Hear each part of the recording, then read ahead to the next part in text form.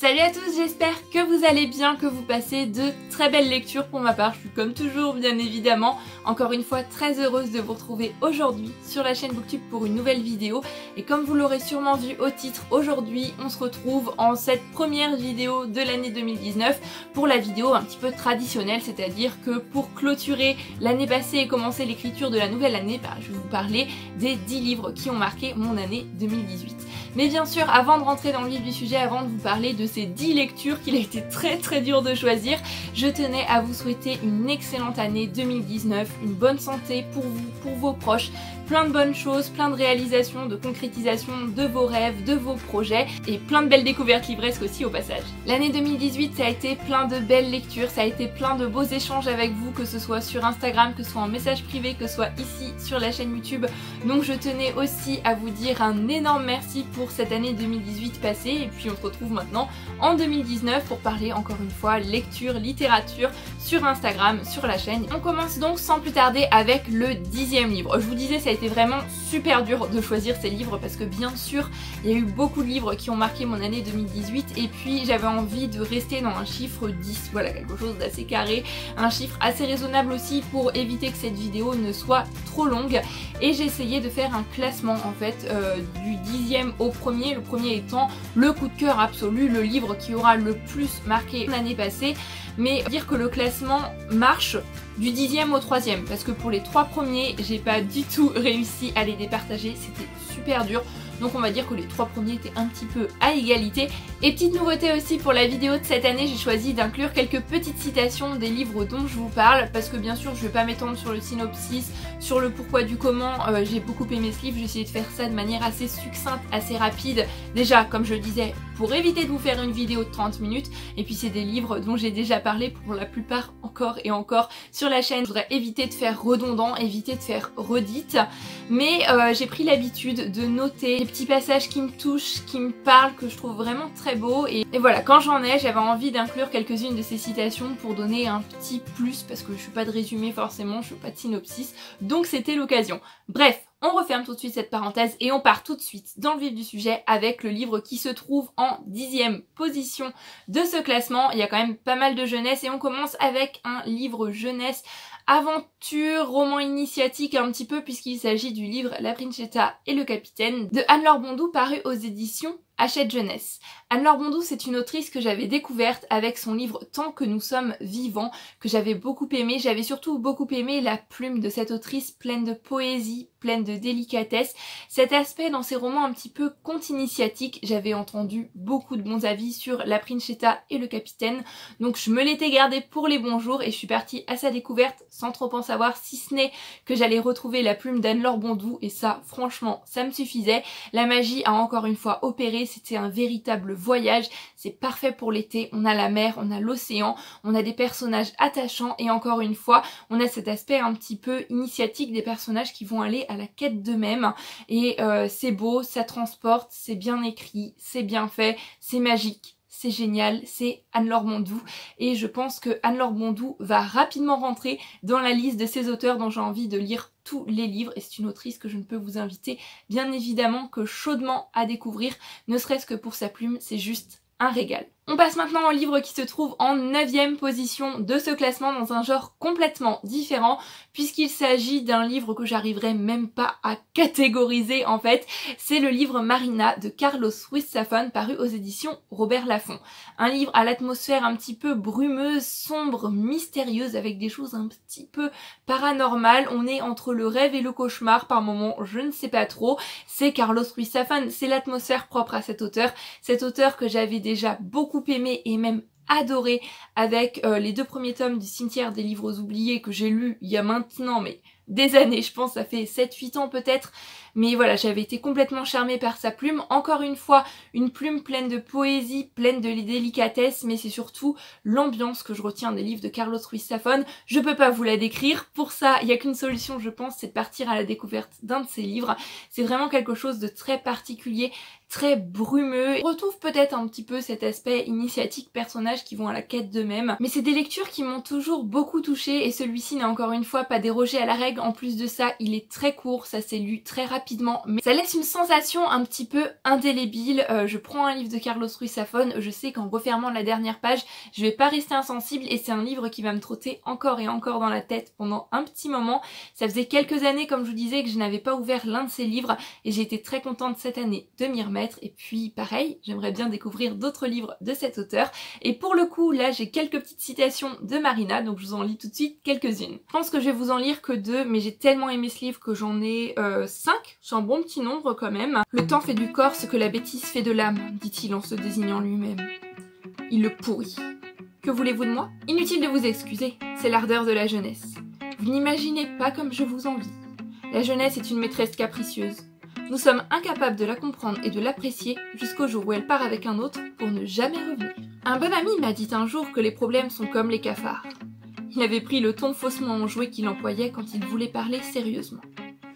Dès qu'on les fait sortir à la lumière, ils prennent peur et s'en vont. Pour le 8e livre de ce classement, on passe cette fois-ci à un roman secret de famille un petit peu historique avec Mes sœurs et moi de Judith Lennox paru aux éditions L'Archipel. Ça faisait un petit moment aussi que je m'étais pas replongée dans des histoires de famille et là, en vous présentant cette vidéo, je me rends compte que finalement, l'année passée, je me suis replongée dans des genres que j'aimais beaucoup et que j'avais peut-être un petit peu délaissé. Les histoires de famille, j'adore ça, tout ce qui est secret de famille avec des rebondissements. Si en plus on mêle ça à de l'historique, là on était au début du 20e, c'était un livre juste superbe. J'ai eu un petit peu de mal au début, ça partait pas vraiment pour être un coup de cœur, mais la fin, les montagnes russes, l'émotion, les voyages aussi puisque l'une des sœurs va partir à Ceylan, on va découvrir les plantations, on va découvrir des paysages paradisiaques qui vont être en total contraste avec sa vie. C'était un livre rempli d'émotions comme je vous l'ai dit, avec des personnages attachants, une très très belle histoire de famille, un fort moment. C'est un petit pavé, mais un pavé que je vous invite chaudement à découvrir. Bien évidemment, comme tous les livres que je vous présente dans cette vidéo, c'est logique. Mes sœurs et moi, ça a vraiment été une très belle surprise. On passe maintenant au livre qui se trouve en 7e position. Cette fois-ci, c'est la petite exception qui va confirmer la règle puisque c'est une bande dessinée. C'est la seule que j'ai choisie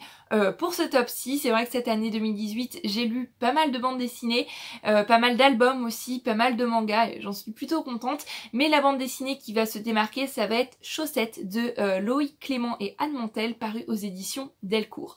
Loïc Clément et Anne Montel, c'est un duo du tonnerre. C'est vraiment un duo magnifique.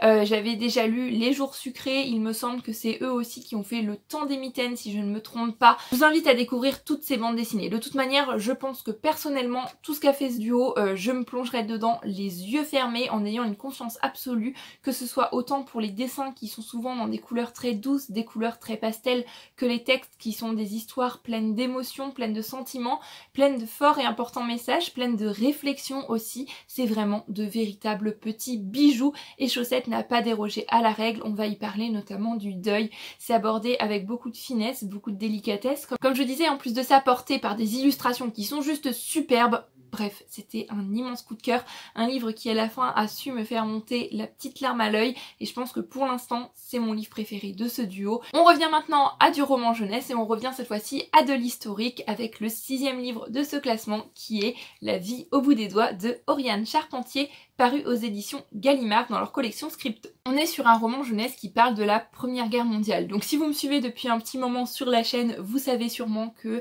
le début 20e et notamment cette période 14-18, c'est une période qui me passionne toujours, une période sur laquelle je trouve important de lire et sur laquelle j'aime toujours me renseigner, que ce soit à travers des livres, des romans fiction, jeunesse, adultes, romans documentaires, des séries, des films. Donc ce livre ne pouvait déjà que bien partir, mais ce livre ça a été une véritable petite claque.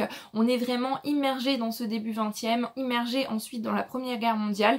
Il y a une petite touche de surnaturel, c'est pas une chose avec laquelle j'adhère d'habitude, pas une chose dont je suis vraiment fan, mais là avec surprise ça m'a pas du tout dérangé. C'était vraiment un super moment de lecture, un livre dont j'avais presque jamais entendu parler. Je trouve ça un petit peu dommage, donc je voulais vraiment aujourd'hui l'inclure dans ce top 10, vous en reparler encore une fois et je vous en dirai pas plus, je vous laisse découvrir ce livre par vous-même. Mais j'ai quelques petites citations et en les resélectionnant, en les relisant, bah l'émotion est toujours là et ça me donne qu'une envie, c'est me replonger à nouveau dans ce livre et le relire. Bref, je vous lis tout de suite ces citations. N'importe quoi. C'est pas toi qui es laide, c'est ton œil qui est mauvais. Tu te regardes avec malveillance parce que tu ne t'aimes pas. La beauté, ça n'est rien. Ce n'est qu'une illusion. juste un voile sur un reflet. La seule chose qui compte, c'est l'amour. Mais personne ne m'aime, gémissait Guenièvre. Oh, Guenièvre, comment peux-tu dire ça?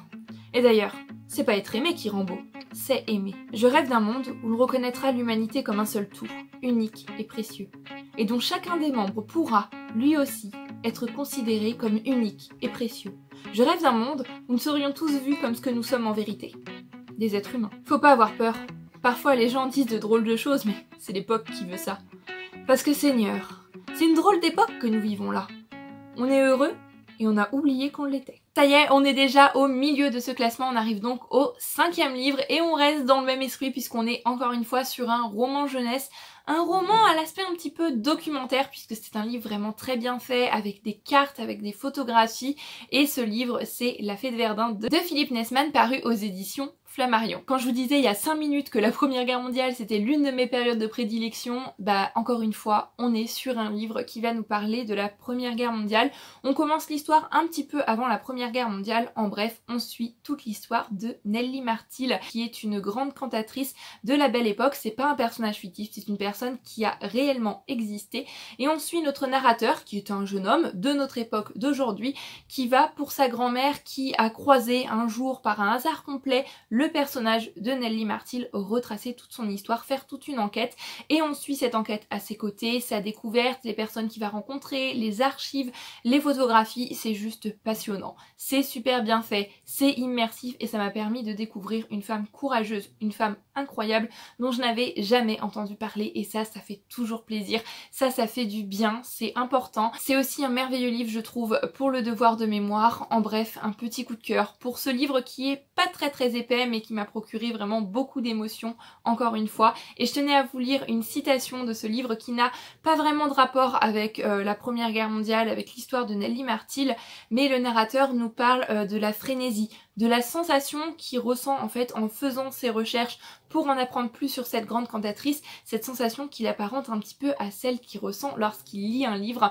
Et c'est une citation qui m'a beaucoup parlé parce que non seulement je ressens vraiment la même chose quand je lis un livre, mais moi aussi j'aime beaucoup faire des recherches comme ça. Tout ce qui est histoire, tout ce qui est archives, ça me fascine. Me trouver à un endroit et me dire il y a 50, 100 ans peut-être, une autre personne à complètement une autre époque se tenait exactement au même endroit, avait ses pieds exactement au même endroit que se trouvent les miens aujourd'hui, touchait le mur qui était exactement le même. Je trouve que c'est quelque chose d'incroyable, je sais pas vous, mais ça me procure toujours une sensation très particulière et donc cette citation c'est peut-être un petit peu personnel, mais elle me parle beaucoup et je vous la lis tout de suite. Il se passe une drôle de chose, un peu comme quand je lis un livre.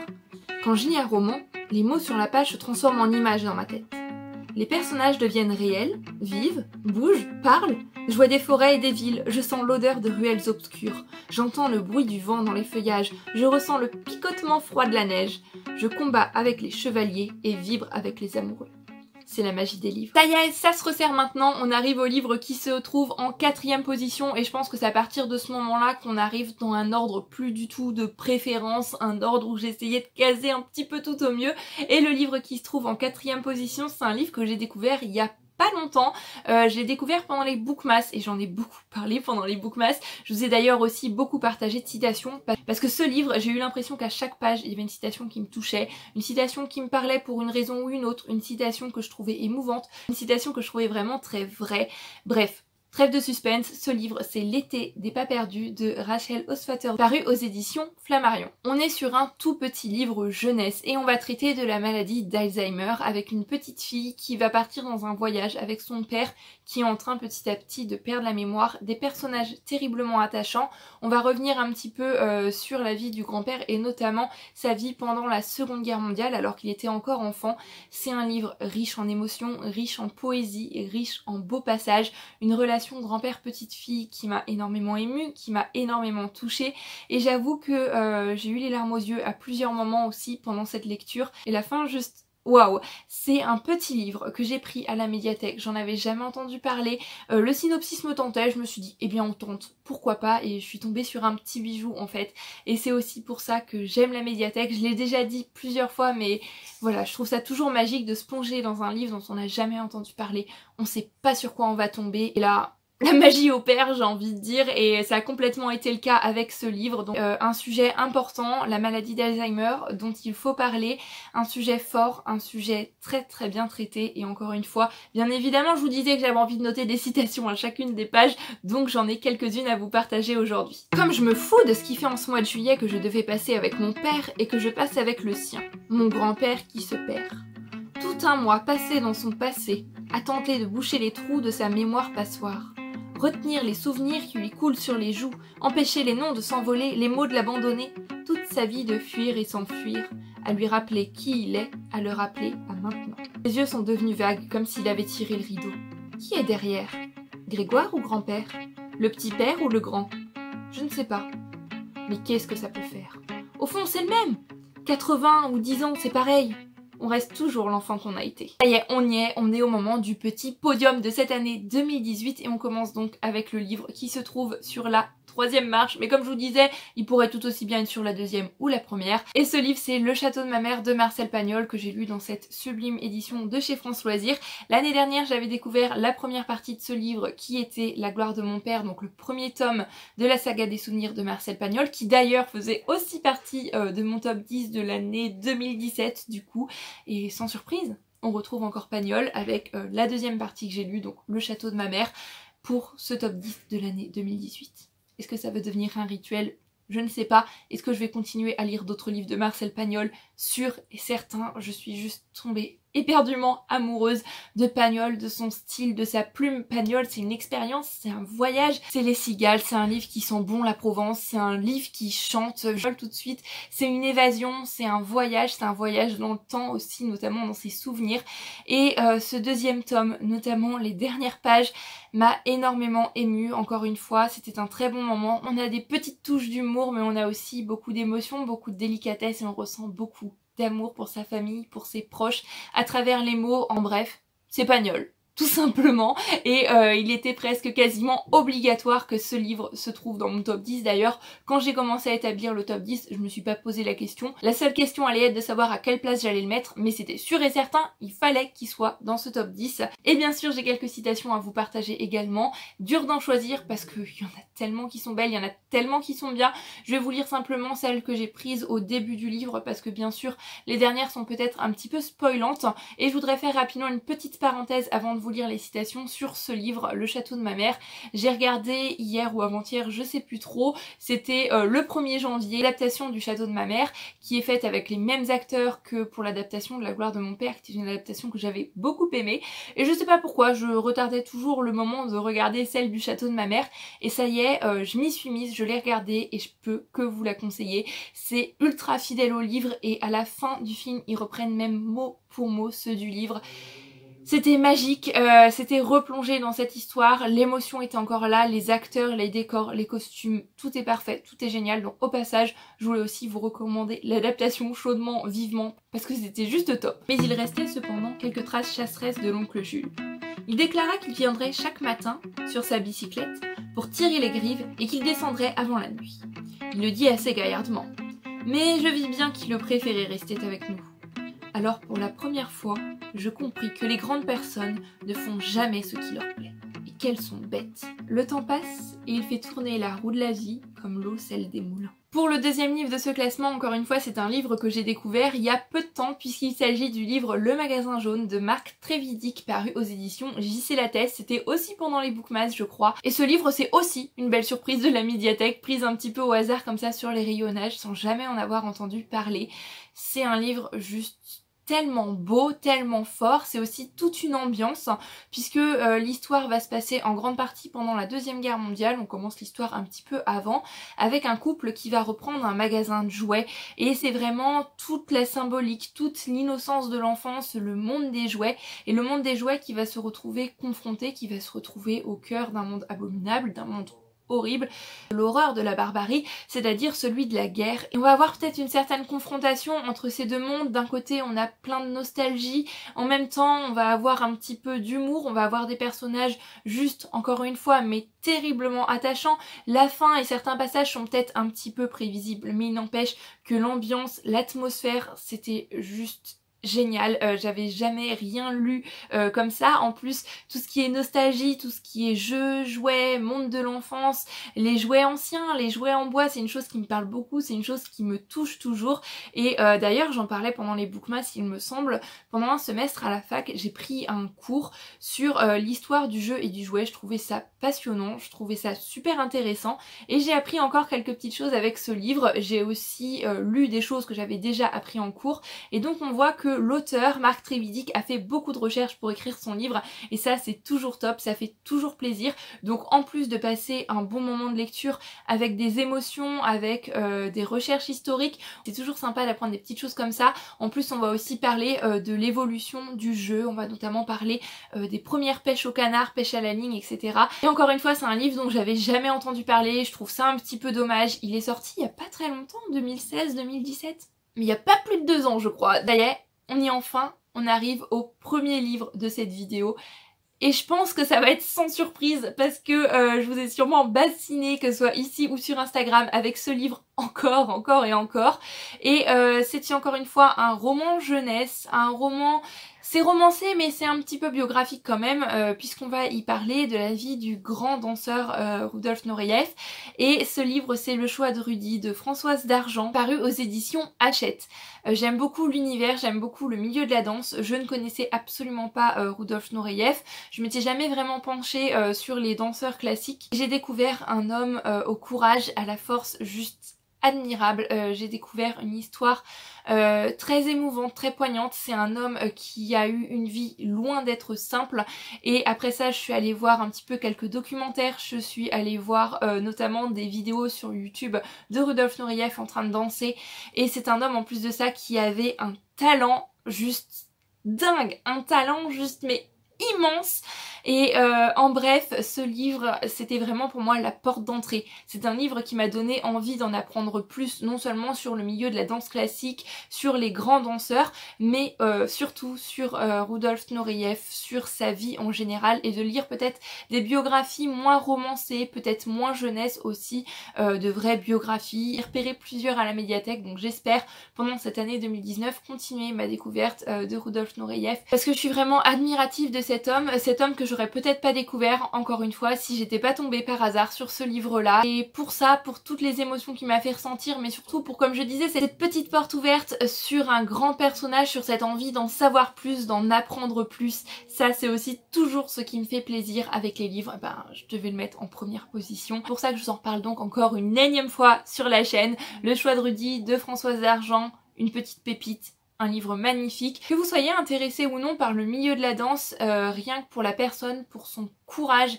vraiment, je ne peux que vous inviter à découvrir ce livre. Encore une fois. Sur ce, c'en est tout, c'en est terminé pour ce top 10. Bien évidemment, comme d'habitude, vos 10, vos 5, vos 2, bref, quelles sont vos lectures marquantes pour l'année passée? Dans les commentaires, j'ai hâte de vous lire, j'ai hâte de discuter avec vous par ici, comme d'habitude. Je vous souhaite encore une fois une magnifique année 2019, une bonne santé, qu'elle vous apporte plein de belles découvertes livresques. Je vous fais plein de bisous et je vous dis à bientôt sur la chaîne Booktube pour une nouvelle vidéo. Prenez grand soin de vous, bye bye!